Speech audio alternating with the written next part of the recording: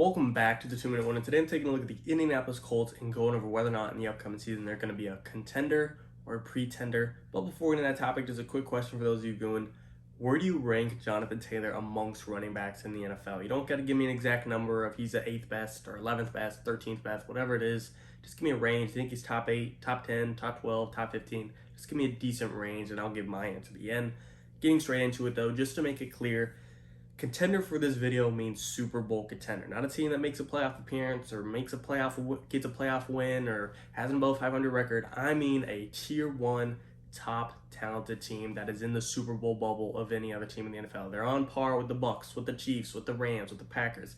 They're up in that stratosphere of talent. That is what contender is. Pretender doesn't mean you suck, doesn't mean top 5 draft pick, doesn't mean below 500, doesn't mean miss the playoffs. It means just not ready to actually bring home the big trophy at the big game. You can still be a good team and be a pretender. Just contender, that's tier 1 status. But looking at the Colts as a whole, offensive line, it's one of the best in the league. You can make the argument it is the best in the league. I'm going to say top 3 just to be safe. I haven't made my rankings of offensive line in my spare time, but I do know it is one of the best in the league, especially with Quentin Nelson being arguably the best offensive lineman in the league. So you're looking pretty solid at protection. Of course, a lot of it is going to be dependent on Carson Wentz. Is he going to be what he was last year, turnover machine, just lost it in the NFL, or is he going to turn things around, win comeback player of the year, be amazing under Frank Reich? I don't know.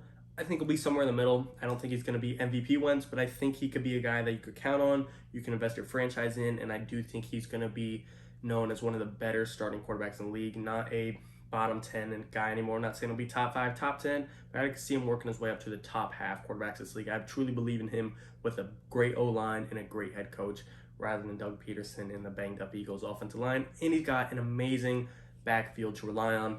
Jonathan Taylor, Nyheim Hines, Marlon Mack, that's one of the deepest backfields in the NFL when it comes to talent.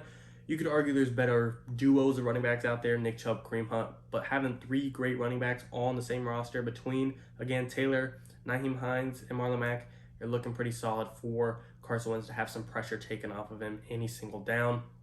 So I'm liking that. Receiving room, I would have liked them to make another move in the offseason, whether it be drafting a receiver or trading for Julio Jones or just picking up any type of receiver in free agency. I understand a lot of people, including the Colts, are expecting Michael Pittman to make this next big step forward and be one of the better receivers in the NFL.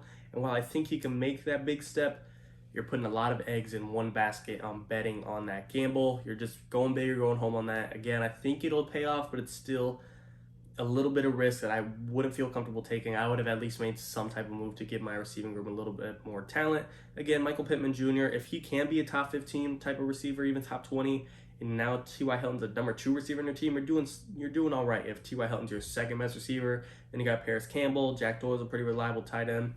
It's not a bad receiving room, I'm just saying I would have liked to see a little bit more action in the offseason when it comes to their receiving room. Looking at the defense, I'm a pretty big fan of this one. DeForest Buckner, Darius Leonard, they brought in Kwity Paye. They also drafted Dale Odibingo. I don't know how to pronounce that, excuse me, but another pass rusher to add to this team. And if you brought in Justin Houston back, you're looking at a heavy pass rush. I don't know if they want to afford all that. They got Tyquan Lewis a lot. Or also, I don't know if they want to have that many big ticket names, but if you brought Justin Houston in to help out DeForest Buckner, brought in Odibingo to help out Kwity Paye, Tyquan Lewis, Darius Leonard, you're looking at a strong front 4, strong front 7. You don't even need Justin Houston. I'm just saying that would be a plus. Even without him, you're looking very solid as one of the better front 7s in the NFL. I mean, Darius Leonard, you can make the argument he's the best linebacker in the NFL. A lot of people's top 5 revolve around roughly this. This is my top 5 in order. I'm just giving the top 5 linebackers in the league off the top of my head. I'd say Levante David, Bobby Wagner, Darius Leonard, Fred Warner, Eric Kendricks. Again, in no order. That seems to be right around the top 5 linebackers in the league. Darius Leonard, he could be number 1 or number 5 on that list. Either way, he's on par with the best guys in the league, and that's a good captain to have on your team. Looking at the secondary, you got underrated Kenny Moore, veteran Xavier Rhodes. This Colts team's good. I like it a lot. I like them a little bit better when Julio Jones wasn't on the Titans, but still, it's not like the Colts lost anything. It's just their enemy, their biggest rival, got better, unfortunately for them. But I still think they're good, especially with the good defense.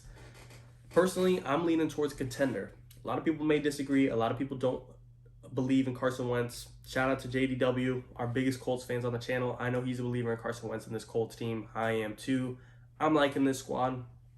I'm not saying they're my Super Bowl favorite, but this is if you force me to pick in the AFC, a dark horse Super Bowl team, and, Bills, Chiefs, and not in any order, Bills, Chiefs, Browns, Ravens, Titans, those are all 5 powerhouses. And if you predict any one of those to win the Super Bowl in the AFCs, that's not a dark horse pick. Anyone wouldn't be surprised if they brought home a Super Bowl team or Super Bowl. If you were forced me to pick a dark horse Super Bowl team in the AFC, it's either going to the Colts or the Chargers, and therefore I think they're a contender. Again, not my Super Bowl favorite, but I do think they could be a sneaky team that is on par with any other team in the NFL. A lot of it's going to be dependent on Carson Wentz. A lot of it's going to be dependent on this receiving group. A lot of it's going to be dependent on this defense and these rookies. But I like them. I think they're well-rounded. I think Carson Wentz can make a turnaround. He was an MVP candidate just a few years ago. I'm not saying he will be again. But I do think he could be a comeback player of the year candidate. I do think he could be above average quarterback again. Maybe in time, I think he could be the face of the Indianapolis Colts. I like this team. Again, not predicting them to win the Super Bowl, but I truly believe they're on par with most other Super Bowl teams in the NFL. They're in that Super Bowl bubble for me. It'll be a tough road for them, just especially with Derrick Henry, Julio Jones, and A.J. Brown all being on the same team in that division. That did shake things up for me and my Colts prediction to win that division. But this is a team that if they make the wild card round, I do not want to play them in the playoffs. I truly believe they could be a sneaky team that win all the way. I think they're that well-rounded. We'll just have to see, though. You guys tell me, do you agree or disagree? I'm a big believer in those big-ticket names: Carson Wentz, Jonathan Taylor, Michael Pittman, Darius Leonard, DeForest Buckner, Xavier Rhodes, Kwity Paye. There's a lot of question marks around a couple of them, especially Michael Pittman, especially Jonathan Taylor, especially Carson Wentz. But I think if it goes in their favor and it leans towards the Colts' good side, I think they'll be going pretty far this year. But you guys tell me again, do you agree, disagree, or agree with my take? I'm sure Colts fans would love to hear my take, and Titans fans probably think I'm insane for believing they stand a chance against the Titans, but that's where biasness comes in. I like to be as unbiased as I can be. You guys tell me, though, like I said, do you agree or disagree? And referring back to the question of the beginning of the video, would I rank Jonathan Taylor amongst running backs? Personally, there's probably 5, 6, or 7 that off the top of my head are automatically top 7. I'm sure I'm going to miss some of this off the top of my head in no order. Derrick Henry, Christian McCaffrey, Dalvin Cook, Alvin Kamara, Nick Chubb, Saquon Barkley, Aaron Jones. Those are 7 guys I wouldn't put Jonathan Taylor in front of. But after that, I think you can debate things. At 8 through 10, you got Josh Jacobs, Joe Mixon, Antonio Gibson, Cam Akers, Jonathan Taylor, J.K. Dobbins. There's a good mix of running backs. Again, I'm sure I left someone off the list off the top of my head.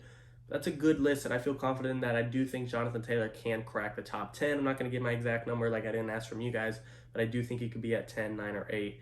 And right now, I think he'd be 10 or 8, but at the end of the season, I wouldn't be surprised if he is scratching the surface of top 6, 5, or 7. Who knows, though? You guys tell me, like I said, comment down below your predictions and comment down your takes about the agreeing or disagreeing with my contenders versus pretenders.